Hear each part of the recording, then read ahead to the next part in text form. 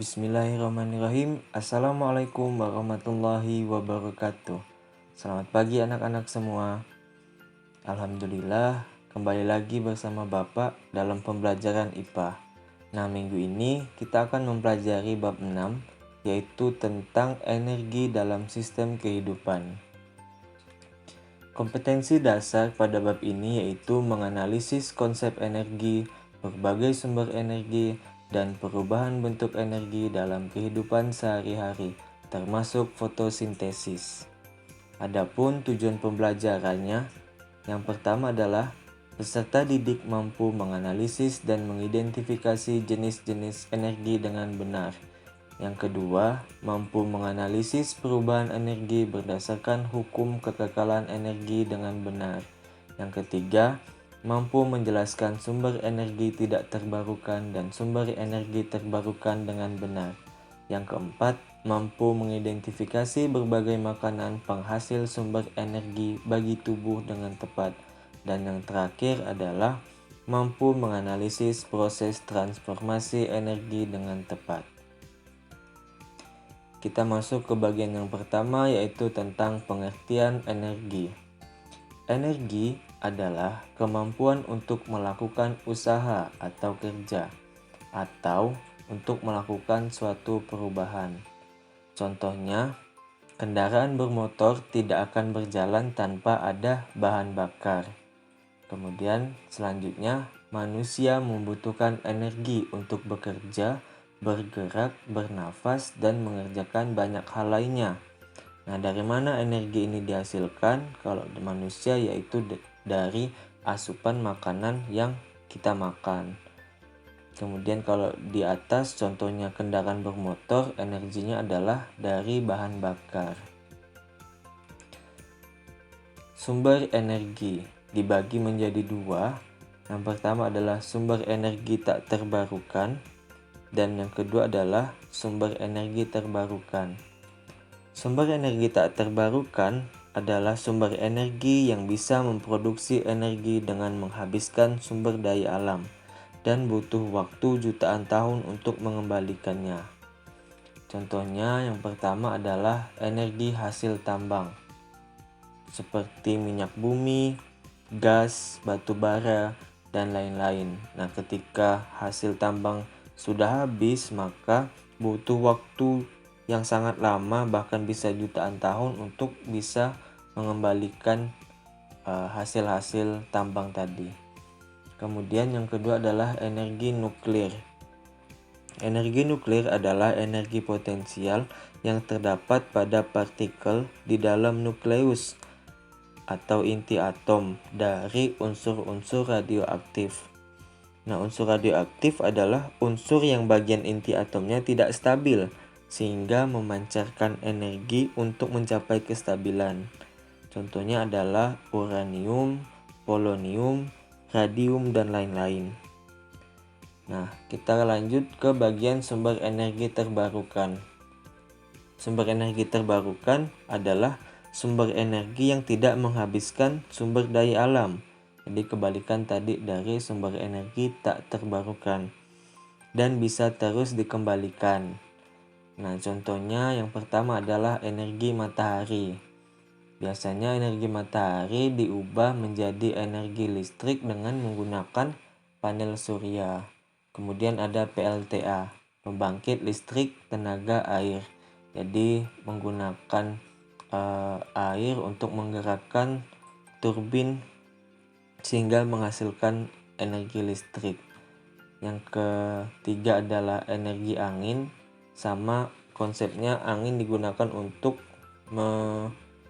menggerakkan turbin sehingga menghasilkan energi listrik. Dan yang keempat adalah energi tidal. Energi tidal ini dihasilkan dari pasang surut air laut dan mengubah bentuk menjadi energi listrik. Masih banyak sebenarnya sumber energi yang lain, contohnya ada biogas, biomasa, dan lain-lain. Sumber energi adalah segala sesuatu yang menghasilkan energi. Nah, ini adalah bentuk-bentuk energi. Yang pertama adalah energi potensial. Energi yang dimiliki oleh suatu materi karena kedudukannya. Contohnya, buah yang berada di pohon karena kedudukannya tinggi, jadi buah itu memiliki energi potensial. Kemudian banyak yang lain nanti kita akan bahas lebih lanjut di slide selanjutnya. Yang kedua ada energi kinetik, energi yang dimiliki oleh benda yang bergerak. Contohnya adalah pada mobil yang bergerak, kemudian pada buah yang jatuh dari pohon ke tanah. Karena buah itu bergerak, juga buah itu memiliki energi kinetik. Yang ketiga adalah energi kimia, energi yang diperoleh dari pembakaran bahan makanan atau bahan bakar. Contohnya di sini adalah bensin, minyak tanah, dan lain-lain. Nah, pembakaran di sini bukan pembakaran menggunakan api, tapi pembakaran yang dimaksudkan adalah mereaksikan suatu zat atau suatu senyawa dengan oksigen. Yang keempat adalah energi cahaya. Energi yang dihasilkan dari sumber cahaya seperti matahari dan lampu. Yang kelima, energi nuklir. Tadi juga udah sempat Bapak bahas, yaitu energi yang dihasilkan oleh bahan-bahan radioaktif. Yang keenam, energi kalor. Energi yang dihasilkan dari getaran partikel-partikel benda sehingga menimbulkan panas. Yang ketujuh, energi listrik. Energi yang dihasilkan oleh sumber arus listrik atau benda yang bermuatan listrik. Dan yang terakhir ada energi mekanik. Energi yang dihasilkan oleh benda karena sifat geraknya. Nah, perubahan bentuk energi. Tadi sempat disinggung di awal bahwa di tujuan pembelajaran ada menuliskan bahwa ada hukum kekekalan energi. Jadi, energi itu tidak dapat diciptakan atau dimusnahkan. Energi hanya dapat diubah dari satu bentuk energi ke bentuk energi yang lainnya. Itu adalah bunyi dari hukum kekekalan energi. Nah, jadi contohnya di sini adalah energi kimia diubah menjadi energi gerak. Nah, contohnya ketika kita makan untuk beraktivitas.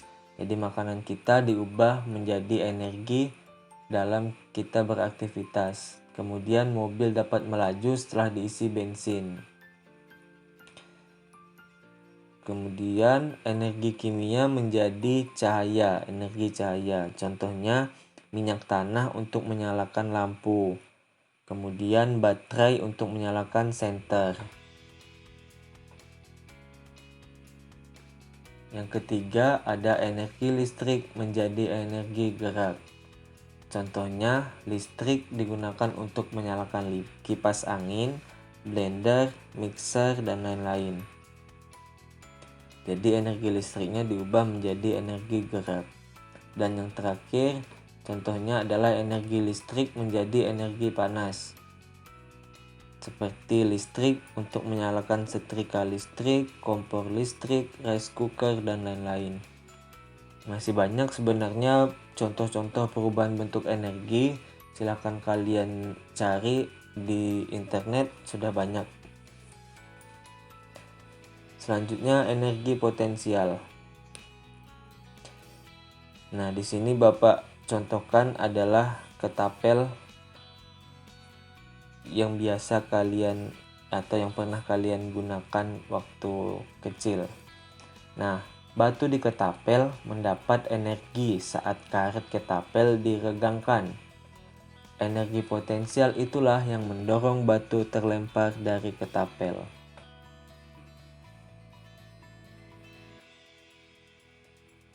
Nah, ini adalah jenis energi potensial, dibagi menjadi dua. Ada energi potensial elastis. Adalah energi yang tersimpan pada benda yang sedang diregangkan. Misalnya pada karet ketapel dan busur panah, atau pada benda yang ditekan. Pada contohnya di sini adalah per. Nah, makin jauh peregangan atau penekanannya, maka semakin besar energinya. Yang kedua adalah energi potensial gravitasi bumi. Energi yang dimiliki suatu benda karena terletak di atas permukaan bumi. Jika semakin tinggi letak suatu benda di atas permukaan bumi, maka semakin besar energi potensial gravitasinya. Nah, jadi contoh tadi Bapak sebutkan bahwa buah yang terletak di pohon berada di atas permukaan bumi, maka memiliki energi potensial. Semakin tinggi buah tersebut, maka semakin besar juga energi potensial yang ada. Kemudian faktor-faktor yang mempengaruhi energi potensial. Yang pertama adalah massa benda. Yang kedua, percepatan gravitasi bumi. Dan yang ketiga adalah ketinggian benda. Nah, untuk rumus dari energi potensial adalah EP atau energi potensial sama dengan massa dikali percepatan gravitasi dikali ketinggian benda. Massa satunya kilogram, kemudian percepatan gravitasi satunya meter per sekon kuadrat, dan ketinggian benda satunya meter. Contoh soal. Sebuah batu bata bermassa 1 kg berada pada ketinggian 5 meter. Berapakah energi potensial gravitasi pada batu bata tersebut jika percepatan gravitasi bumi adalah 10 meter per sekon? Jadi seperti yang sudah-sudah, kalau ada soal seperti ini kita harus mendata apa saja yang diketahui dari soal. Yang pertama adalah masanya, yaitu 1 kg. Kemudian tingginya adalah atau H adalah 5 meter. Dan percepatan gravitasinya atau G sama dengan 10 meter per sekon kuadrat. Yang ditanyakan adalah energi potensial. Jawab, masukkan rumusnya EP atau energi potensial sama dengan massa dikali percepatan gravitasi dikali ketinggian. Masukkan angkanya 1 kg dikali 10 meter per sekon kuadrat dikali 5 meter. Hasilnya adalah 50 kg meter kuadrat per sekon kuadrat atau 50 joule. Perlu kalian ingat bahwa kesatuan kilogram meter kuadrat per sekon kuadrat itu sama dengan joule. Kita lanjut ke energi kinetik. Energi kinetik adalah energi ketika suatu materi berpindah atau bergerak. Contohnya, air yang mengalir melalui bendungan akan menggerakkan turbin. Kemudian, ketika kalian naik sepeda, kontraksi otot kaki akan mendorong pedal sepeda. Faktor-faktor yang mempengaruhi energi kinetik. Yang pertama adalah massa benda, dan yang kedua adalah kecepatan benda. Untuk rumus energi kinetik adalah EK atau energi kinetik sama dengan setengah mv kuadrat. EK adalah energi kinetik, satuannya joule, M adalah massa benda, satuannya kilogram, dan V adalah kecepatan benda, satuannya meter per sekon. Masuk ke contoh soal. Disebutkan bahwa sebuah sepeda dan pengendara memiliki massa sebesar 60 kg yang sedang bergerak dengan kecepatan 5 meter per sekon. Berapakah besar energi kinetiknya? Diketahui massanya adalah 60 kg. Kemudian kecepatannya atau V adalah 5 meter per sekon. Yang ditanyakan adalah EK atau energi kinetik. Masukkan rumusnya, EK sama dengan setengah mv kuadrat. Masukkan angkanya, setengah dikali 60 kg dikali 5 meter per sekon dikuadratkan. Dapatlah EK sama dengan 30 kg dikali hasil pengkuadratan adalah 25 meter kuadrat per sekon kuadrat. Diperoleh hasil 750 kg meter kuadrat per sekon kuadrat atau 750 joule. Makanan sebagai sumber energi.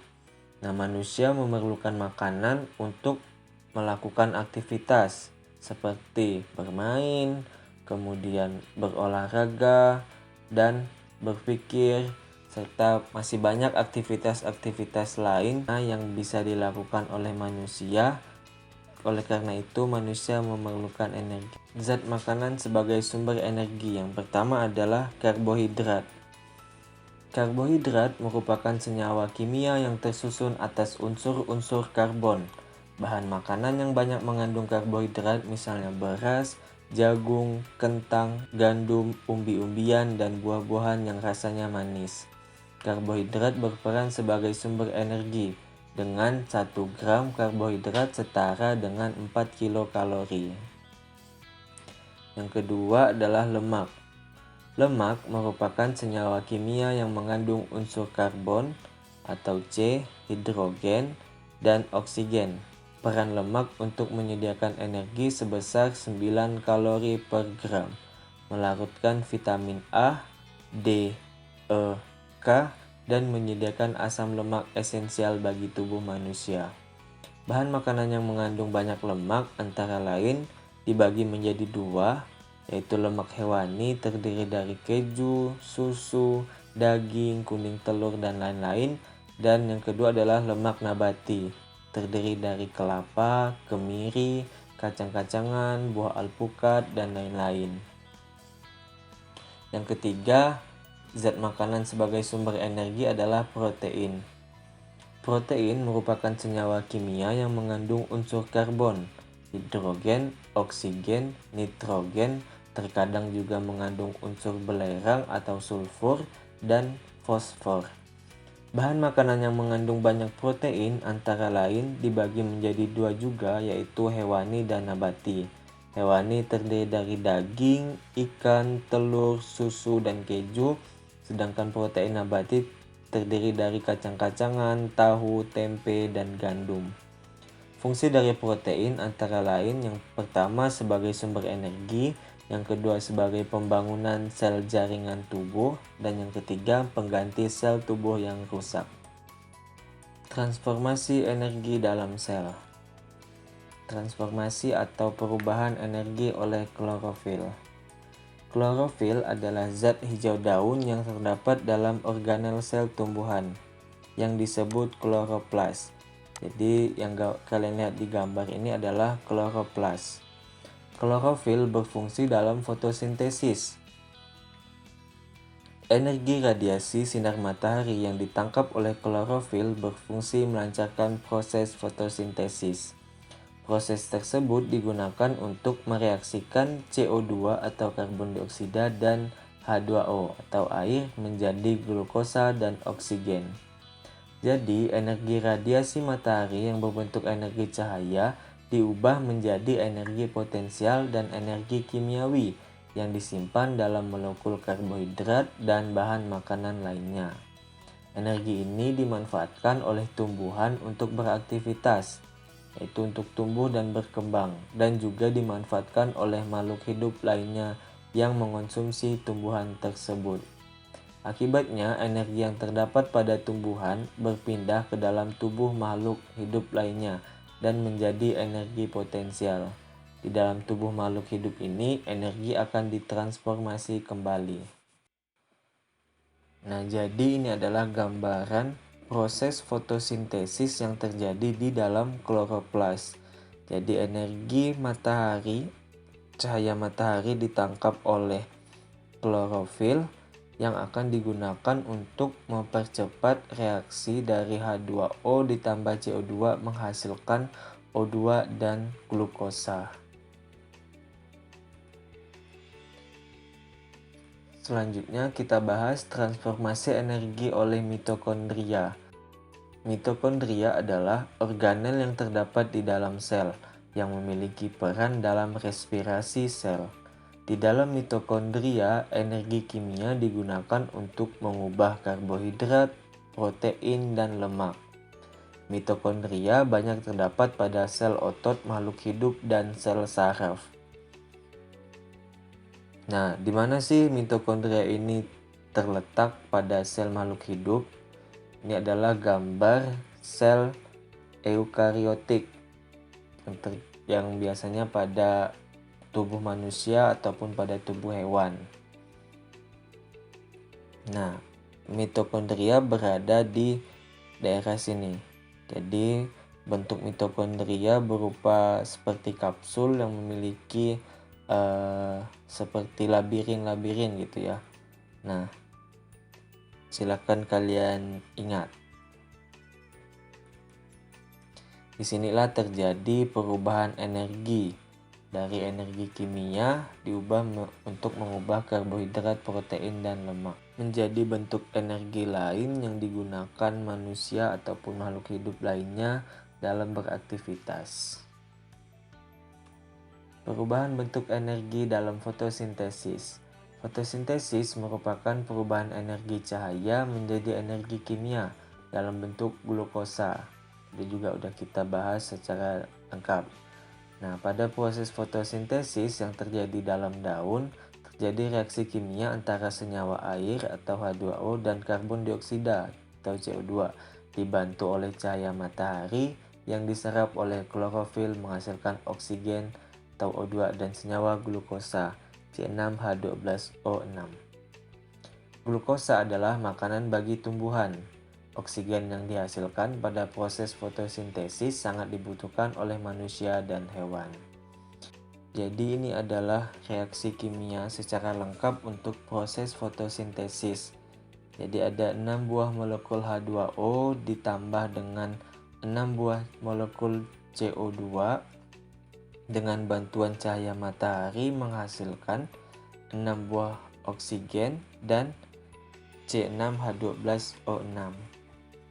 Di ini silahkan kalian ingat 6H2O ditambah 6CO2 menghasilkan 6O2 plus C6H12O6. Selanjutnya yang terakhir adalah respirasi. Respirasi yaitu suatu proses pembebasan energi yang tersimpan dalam zat sumber energi melalui proses kimia dengan menggunakan oksigen.